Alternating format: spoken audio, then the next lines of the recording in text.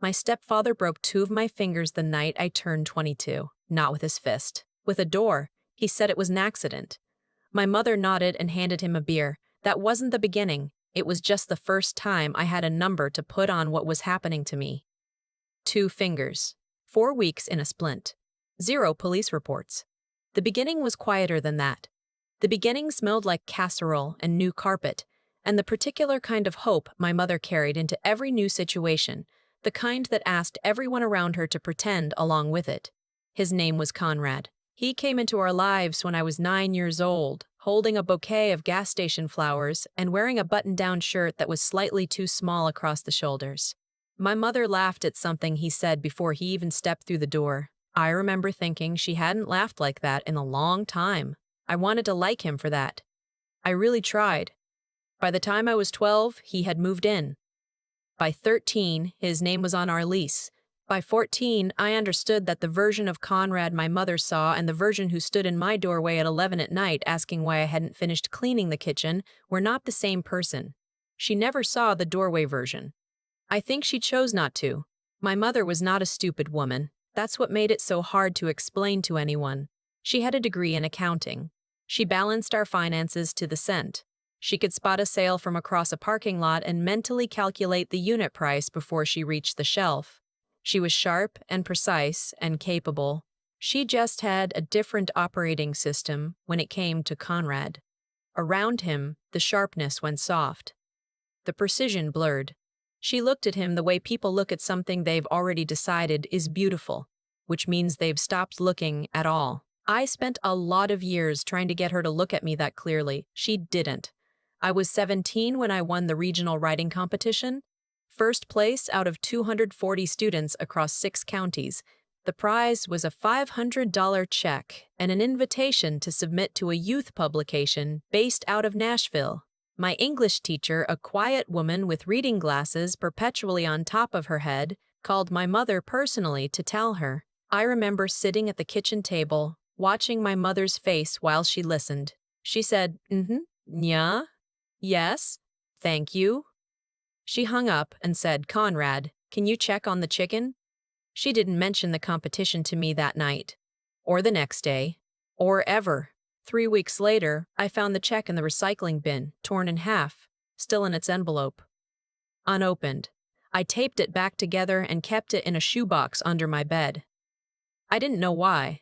I think some part of me already understood that the evidence would matter someday. The fingers happened the summer after I graduated. I had just started a job at a dental office, front desk, nothing glamorous, but it paid enough that I was saving to leave. Conrad had been in a bad mood for 2 weeks straight. Something about a job he didn't get, some slight he'd cataloged and was slowly making us all pay for. I came home one evening and forgot to close the garage door behind me. He came into the kitchen and I turned to go back, and the door swung out of his hand or he threw it. I still don't know which, and my right hand was in the wrong place. He said sorry. He said it the way someone says sorry for bumping into you at a grocery store. My mother put ice in a dish towel and wrapped my hand and told me to sit still and be calm. Be calm. That was her prescription for everything. Translated, it always meant, be quiet. Don't make this harder than it is. Don't make me choose. The ER doctor was young, looked barely 30, and asked me twice whether anyone had hurt me on purpose. Both times I said no. She wrote something in my chart anyway. I saw her eyes go to my forearm, to an older bruise I'd stopped noticing, the greenish-yellow kind that's almost healed but not quite. She wrote something down. She didn't push. I didn't say anything. I went home. I sat on my bed with my hand wrapped and my heart wrapped even tighter, and I thought about what it would take to leave. I had $412 in a savings account I'd opened without telling anyone. I had a job I could get to by bus. I had a friend from high school, Lacey, who had moved into a studio apartment across town and had on 3 separate occasions told me I could sleep on her couch if I ever needed to. I had never told Lacey the specifics. She knew there was tension at home. She didn't know the texture of it. I picked up my phone. I typed, "Hey, is the couch offer still open?" She replied in 4 minutes. "Always. You okay?" I stared at the question for a long time. Then I typed, "No. But I think I'm going to be. I left on a Tuesday morning, 6:15 a.m., before Conrad left for work while my mother was in the shower. I packed one bag. I took my shoebox. I took the birth certificate I'd found in the filing cabinet 6 months earlier, the one that listed my biological father's name as Owen Patrick Haverford, not Conrad, not the man who'd spent years acting like he owned me while never once claiming me in any way that mattered. I took the only photo I had of my father, a small, square print from before I was born. Him standing in front of a lake, squinting into the sun, looking like someone who had no idea what was coming. He died when I was 3. A heart attack, sudden, the kind that doesn't warn you. I didn't remember him. I remembered the absence of him, the shape of it, the way it sat in our house like a piece of furniture no one acknowledged but everyone navigated around. I texted my mother from Lacey's couch that evening. I'm safe. I need space. Please don't send Conrad to find me. She replied 6 hours later. You're being dramatic again. Come home when you're ready to be reasonable. I didn't go home. The weeks that followed were the plainest kind of hard. Lacey's studio was small enough that I could stand in the center and touch 2 walls if I stretched. I slept on a couch with a cushion that had a slow leak.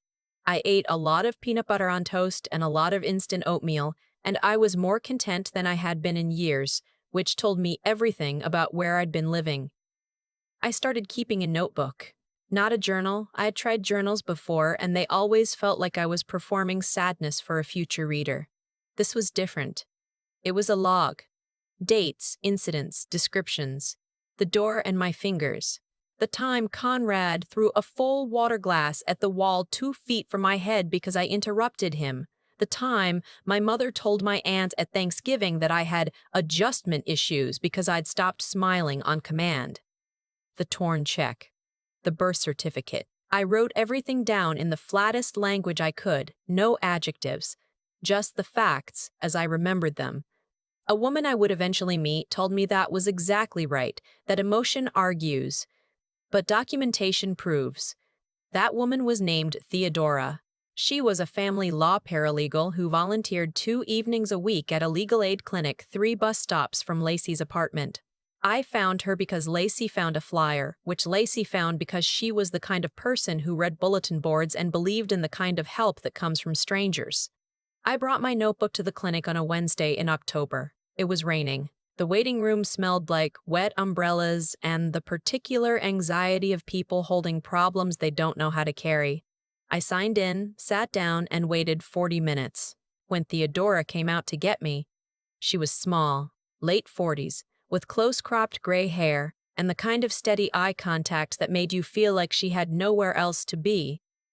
I put the notebook on the table in front of her. She didn't open it yet. She just asked me to tell her, in my own words, what had brought me in. I talked for 20 minutes. I didn't cry. I'd done the crying earlier, alone, and I'd learned that if I cried in front of people, it shifted the conversation toward my feelings and away from the facts, and the facts were what I needed people to hear. When I finished, Theodora opened the notebook.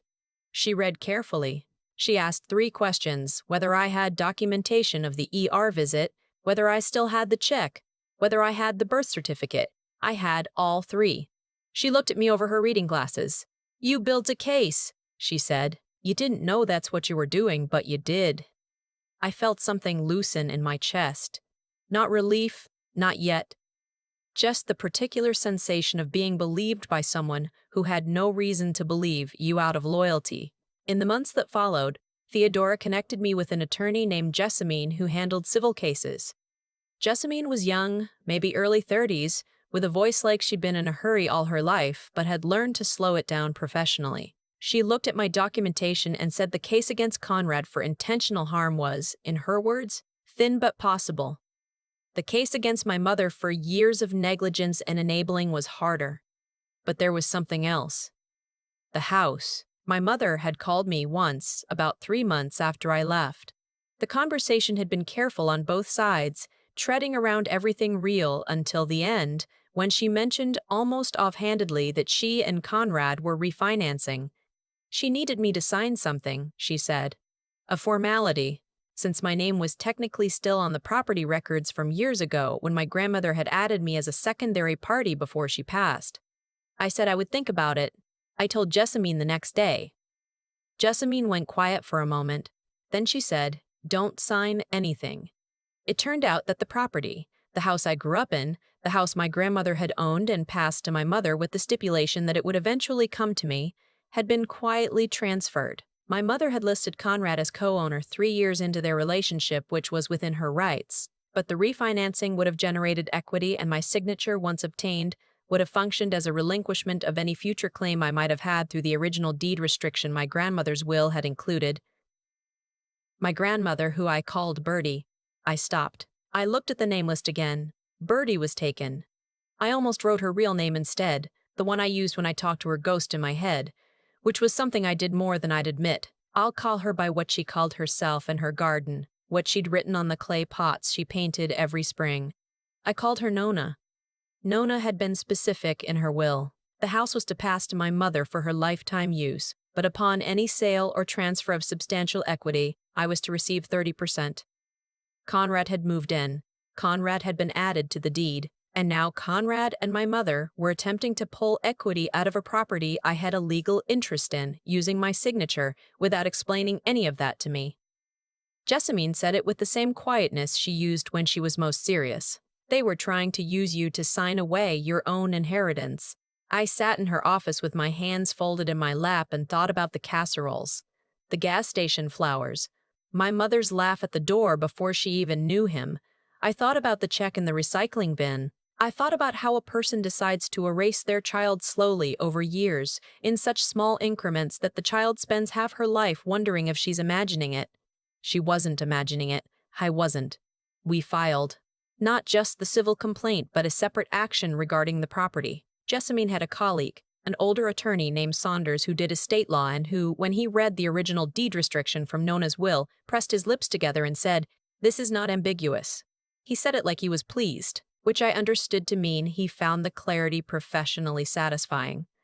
The week after we filed, my phone lit up with a number I didn't recognize. I let it go to voicemail.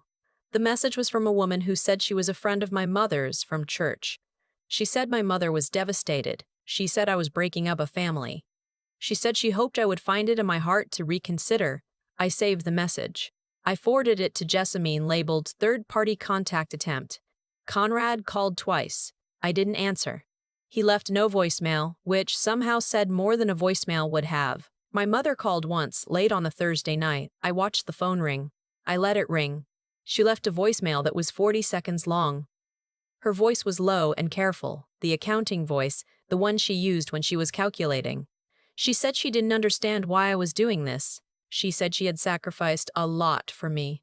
She said that Conrad was not perfect, but he had given us stability. She said the word stability, the way people say words they've been told to believe in, flatly, without heat, like reading from a card. She said at the end, "I hope you remember who was there for you when it mattered." I played it back twice. I thought about the ER doctor asking me twice if anyone had hurt me on purpose. I thought about what it costs a person to say no twice when the answer is yes. I saved the voicemail. The hearing was on a Thursday in February, gray and cold the way February always is. In this part of the country, the kind of cold that isn't dramatic, just relentless. Lacey drove me. She wore her good coat. She brought a thermos of coffee and didn't say much, just squeezed my shoulder in the parking garage and said, "You've got this. You've had this the whole time." Jessamine met us at the door. She had the binder, 43 pages of documentation organized by category, medical records, property records, financial communications, the notebook entries I'd transcribed, the voicemails, the church friend's message, the torn check, still taped, still legible. Conrad and my mother were already seated when we walked in. My mother was wearing a gray blazer I'd never seen before. Conrad was wearing the button-down from the night they met, or one exactly like it, still too small across the shoulders. My mother looked at me once when I came through the door. I looked back. Neither of us blinked. Neither of us smiled. It was the most honest exchange we'd had in years. My mother's attorney was a man who specialized, Jessamine had told me, in making things sound complicated. He was good at it. He spent the first 15 minutes suggesting that my memories were colored by adolescent resentment, that my documentation was selective, that a daughter with a difficult temperament might reasonably interpret normal family friction as something more sinister. He used the phrase perception-based grievances, which I wrote down in the margin of my notepad because I'd never heard a longer way of saying she's making it up. Then Jessamine stood up. She placed the medical record from the ER on the table. She placed the physician's notation, the one the young doctor had written without my asking, observing the presence of a healing bruise inconsistent with the reported injury. She placed the birth certificate. She placed a printed copy of the property deed, known as will, and the refinancing application that listed my mother and Conrad as sole parties despite the deed restriction. She placed the torn check, taped and re-enveloped, with the date of the award still printed on the front. She placed the voicemail transcript. She said, "This is not a perception. This is a pattern." The judge was a woman who looked like she had seen everything and been moved by very little of it, which I respected. She reviewed the materials without visible reaction for a long time. When she looked up, she addressed both parties with the same flat precision. She granted the restraining order. Conrad was to have no contact with me, to stay 500 feet from my home and workplace for 3 years. She ruled that the refinancing could not proceed without my consent and legal review of the deed restrictions implications. She referred the property matter to a civil court for full adjudication, but noted, clearly on record, that the documentation suggested a deliberate attempt to circumvent the terms of a testamentary restriction, which is the legal way of saying they tried to steal from me and almost got away with it. She noted, without being asked, that the medical record concerned her and that she was forwarding a copy to the county's Civil Legal Review Office. Conrad went pale. My mother's hands, folded on the table in front of her, tightened until her knuckles were the color of the February sky outside. I did not feel triumphant. I want to say that clearly because I think people expect you to feel triumphant and I didn't. I felt tired in a way that was somehow cleaner than the tired I'd carried for years. The old tired had been heavy and formless. This tired had edges. I knew its dimensions.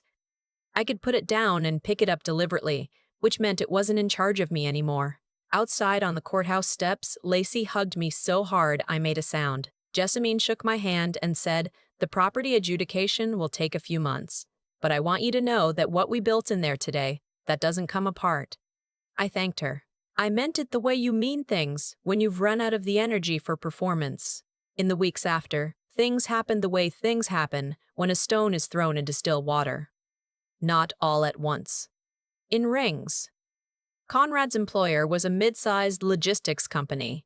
3 of his co-workers had wives who were in the same church as my mother's friend who had left me the voicemail. Word moves the way it always does in small social ecosystems. He was let go 2 months after the hearing. My mother told me this through a text she sent on a Sunday morning. The text said, "This is what you wanted. I hope you're satisfied." I read it, set my phone face down, and made myself a cup of coffee. I was not satisfied. Satisfaction implies something has been settled. Nothing had been settled. A door had been opened, that was all, onto a space that was finally, for the first time, mine to move through. My mother's sister, my aunt, reached out the following month. She was the quieter of the two, never married, lived alone with 2 cats and an impressive collection of audiobooks. She and my mother had not spoken in 4 years, a rift I'd never fully understood. But she'd sent birthday cards to me every year regardless, always with a $10 bill and a note that said something simple and kind. She called on a Saturday afternoon. I almost didn't answer. I'm glad I did. She said she'd heard what happened. She said she wasn't calling to take sides. She said, "I want you to know that your grandmother talked about you constantly. She told me once that she had put language in that will, specifically because she was worried about your mother's judgment. She said, 'My daughter loves too hard in the wrong direction, and I won't leave my granddaughter without a safety net.'" I had to sit down. Nona had known. She'd watched the same thing I watched from a different angle for a longer time. And she had done the only thing she had the power to do. She'd put it in writing. I went to the cemetery on a Wednesday, a mild day for March, the ground still soft. I sat on the grass next to her stone for a while. I didn't bring flowers. I just brought myself. And the fact that I was still here, still standing, and that I had gotten there partly because she'd thought of me when I didn't know anyone was. I talked to her the way I always had, the way you talk to people who can't talk back but who you're certain are listening. I told her about Lacey's couch. I told her about Theodora and the rain and the notebook. I told her about the hearing. I said, they almost got away with it, but they didn't, because of you. A bird landed on the stone next to hers and looked at me sideways for a moment before flying off. I took that for what I needed it to be. The property adjudication resolved that spring. 30% of the assessed equity from the period following Conrad's addition to the deed came to me. It was not a fortune. It was enough to pay off my remaining debt, move into my own apartment, and put 3 months of savings away. My own apartment. I want to say that again because I had spent years not believing it would happen. My own apartment.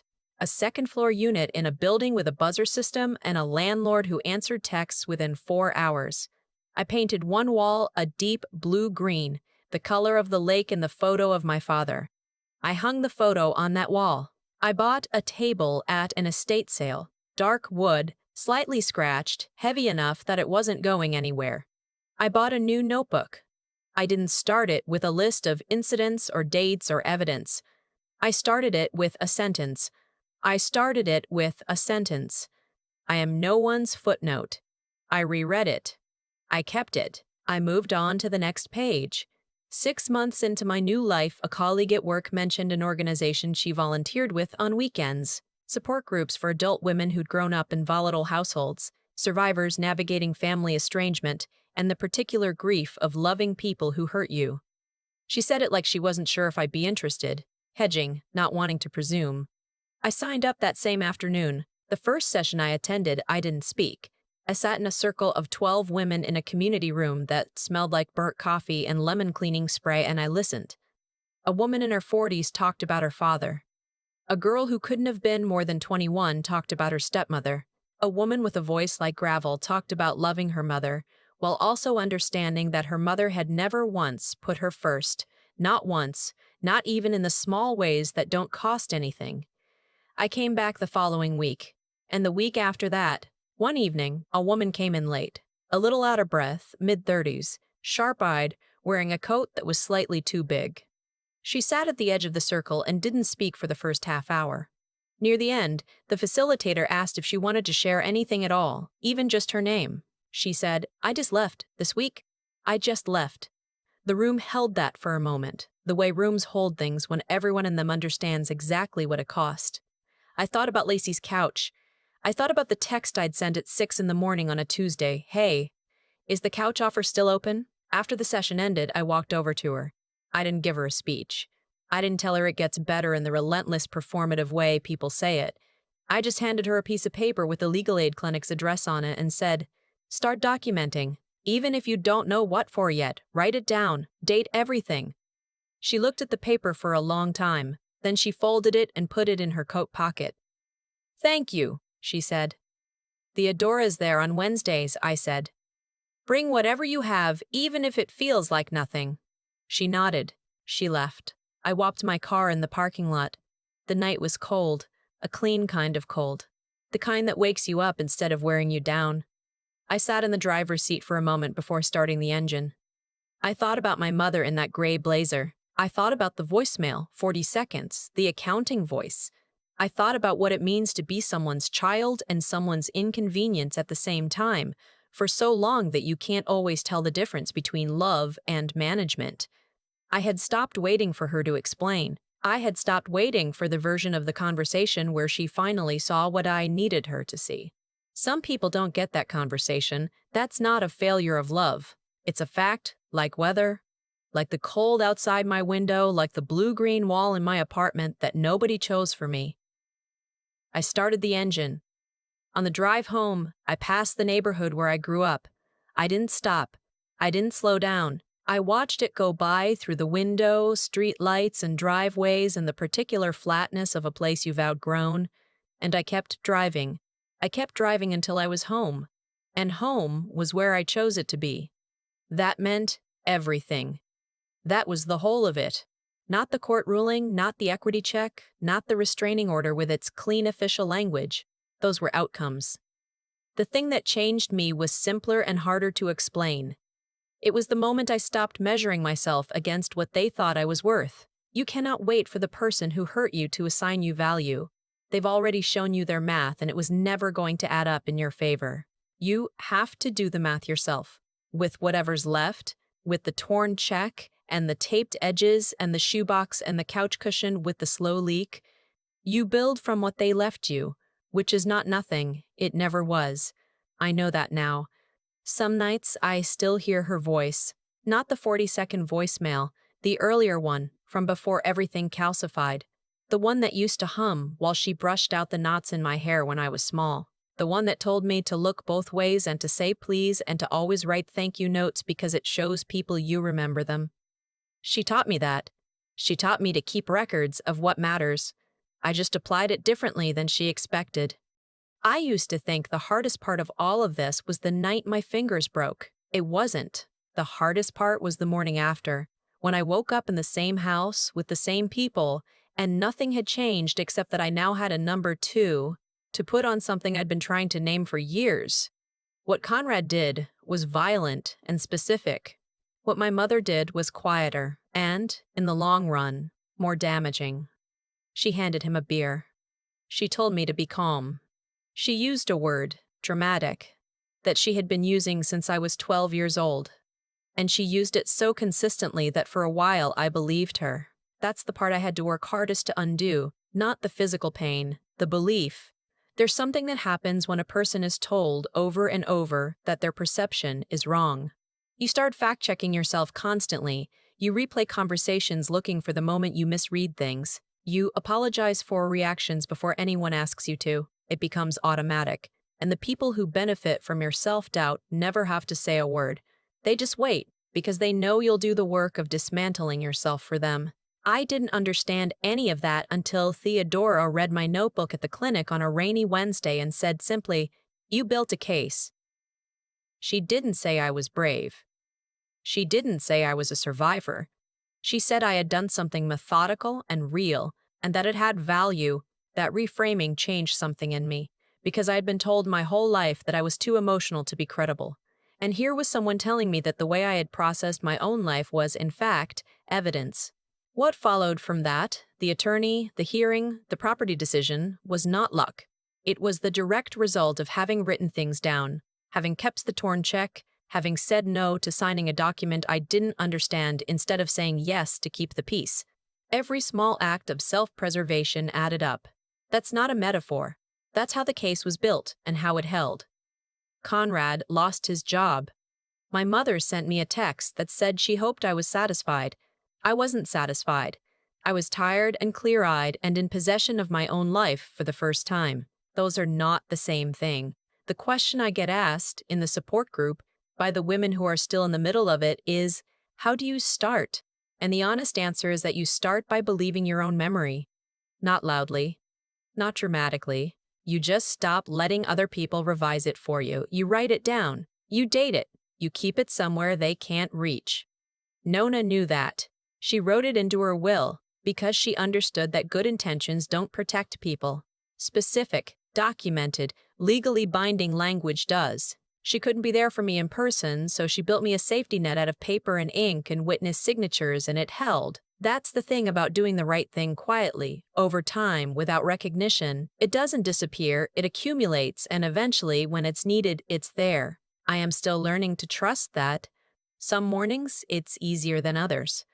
But I keep the notebook, I keep writing. And I keep driving home to the apartment I chose, past the neighborhood I survived, without stopping.